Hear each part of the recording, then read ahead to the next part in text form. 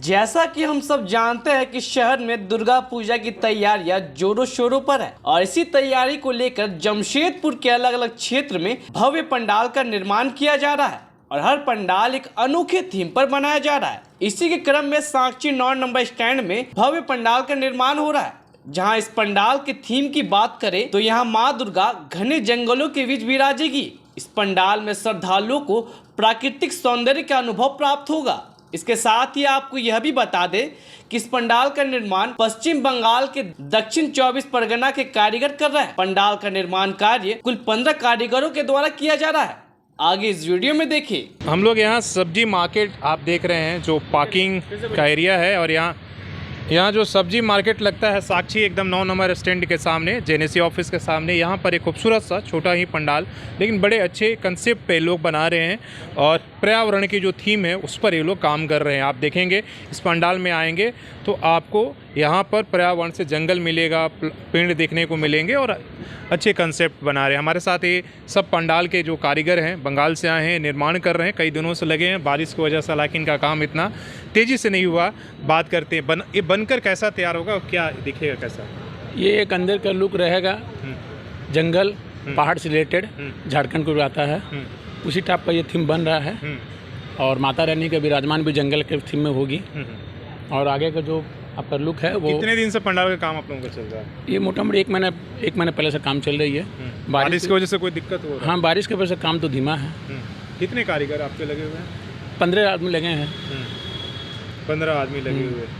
तो ये आपका जैसे कब तक फाइनल लुक तैयार, आप लोग कब तक उद्घाटन इसका कर देंगे? 17 तक दे देंगे हम लोग, किसी भी हाल में दिन रात काम करके 17 तक देंगे ही हम लोग। मतलब 18 तक इसका उद्घाटन हो सकता है? हो नहीं है, चतुर्थी पंचमी तक।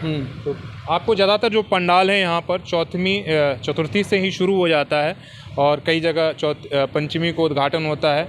षष्ठी तक सारे पंडाल जमशेदपुर के खुल जाते हैं। जैसे इन्होंने बोला कि 17 तक मतलब हम लोग दे देंगे फाइनल। जब ये फाइनल टच आएगा तो आपको लगेगा किसी जंगल के हम किसी पहाड़ और जंगल के बीच में खड़े हैं, इसलिए कि ये जो सामने बना रहा है ये कंसेप्ट आपको बट वृक्ष का है। नहीं, हाँ जी, बट वृक्ष है। और हमें लगता है इसी पर सब कुछ टिका होगा, ऐसा आप दिखा? हाँ, ऐसा रहेगा, में हैंगिंग सब रहेगा, सब पुराना कोई बट वृक्ष है, जंगल में एक पुराना बट वृक्ष है, उसी टाइप का लुक आएगा। इसके लताएं भी लटकेंगी? हाँ जी, उस तरीके से लटका है। हाँ जी। और सबसे अच्छी चीज़ है कि इन्होंने जितने भी चीज़ का इस्तेमाल किया है आप देखेंगे, ये जूट का बोरा और बांस और ये जो चूना और जो इससे पेंटिंग कर रहे हैं, इन चीज़ों को हो सकता है अभी कलर में और चेंजेस होगा। ये सारी चीज़ों का इस्तेमाल, ये सारे कारीगर हैं। ठीक है, आप लोग कारीगर हैं?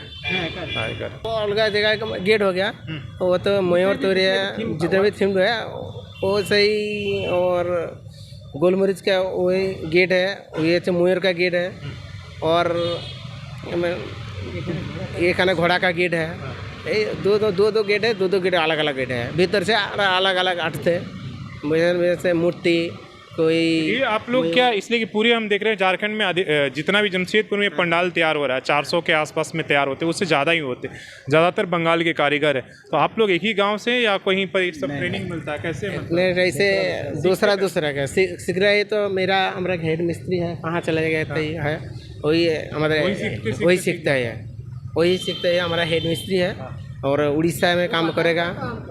कलकत्ता से काम करेगा, उड़ीसा काम करेगा। वही मिस्त्री जो बताएगा मेरा तो काम करेगा। हमारा हेड मिस्त्री वहाँ चला जाएगा, वो अलग अलग तो छवि देगा, आर्ट्स देगा, आर्ट्स में धीरे धीरे काम करेगा। दूसरा मिस्त्री हमारे यहाँ, ये दूसरा मिस्त्री अगर धीरे धीरे फिर बाटम का फ्रेम धर देगा तो यहाँ काम करेगा, जो मयूर तैयार करेगा। मयूर पकना कि सिंह है कि वो ठाकुर घोड़ा, ये काम करेगा।